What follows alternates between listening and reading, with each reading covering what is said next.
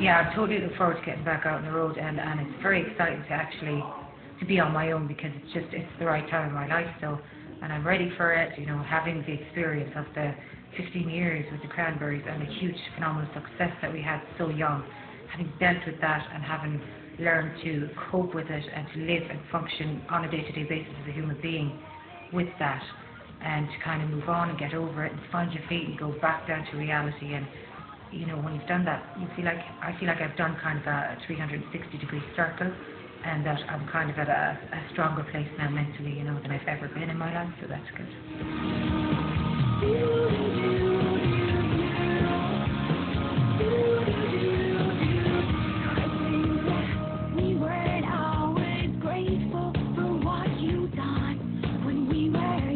It was important for me not to just leg her as soon as the band got really big or whatever. I felt that I had a certain amount of commitment and stuff.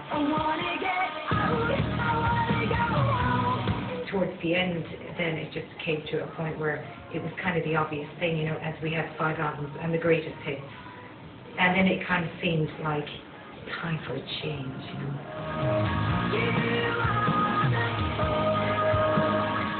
I think that there is a broad spectrum of emotions on the album, being that I experienced death and birth in my personal life over the last 4 years in the family. So I think that there are emotions that go very deep into the darkness, but there are also emotions that go into more bright and positive things.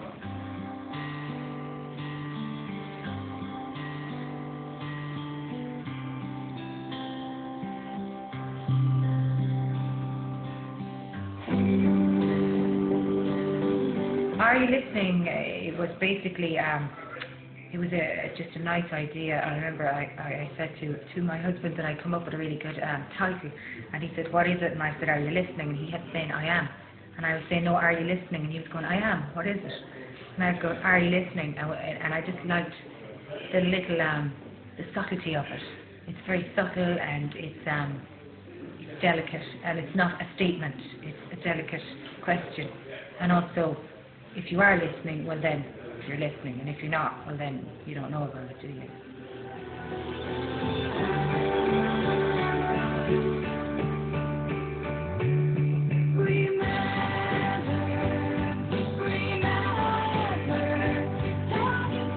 Apple of My Eye is it's a really strong, powerful love song, basically, and it was inspired by an experience that I had where I was going on tour an awful lot with the band, the Cranberries.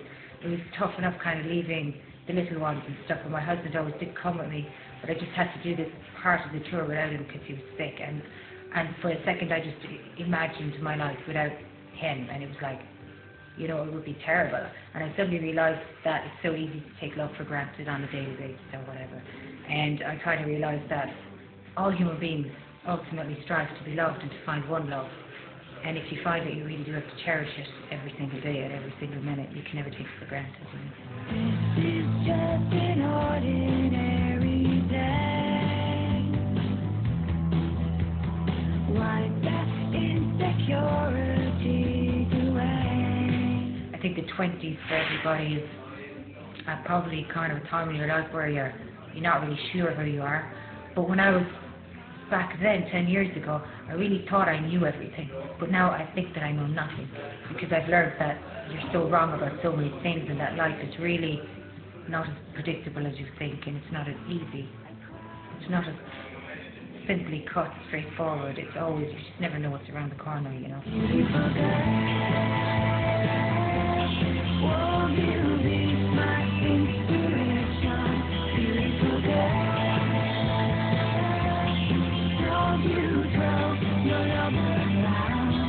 You know, as you get older, you learn to accept yourself and accept things and relax a bit. You don't feel like, I don't really feel that it's important for me to look in a certain way or anything like that, because I just think, you know, I've got this voice and it was a gift, and I feel that it's kind of a bit of an obligation to share it with people. It's like, it's really about the voice, and when you got that kind of distinctive sound, I don't really think it really matters the image and all that stuff that much, you know. Because I think people really kind of, they like the voice, really, and that's the thing, you know, so that's cool.